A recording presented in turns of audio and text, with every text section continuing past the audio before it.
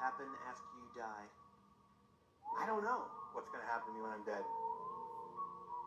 I'm pretty sure my body's going to rot, my brain's going to stop working, and I will cease to exist.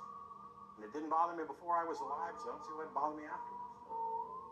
If there is no God, you are matter and energy. And when you die, the matter and energy fall apart. Now, there's an alternative to that. And the alternative is that if there's a supernatural God, then possibly there is life after death. Now, why do I believe there's life after death? First of all, because the evidence says there is a supernatural God, and second of all, because the historical evidence says that Jesus was dead, and 3 days later, he rose from the dead.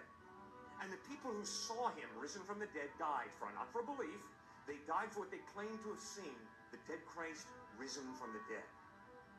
If you claim to have seen something, like Matthew, Mark, John, Thomas, Philip, Andrew, Peter, if you claim to have seen the dead Christ risen from the dead, and then you stand before Roman soldiers, and the Roman soldiers say Caesar is Lord and live, or else maintain that your Jesus is risen from the dead, and we will execute you for it.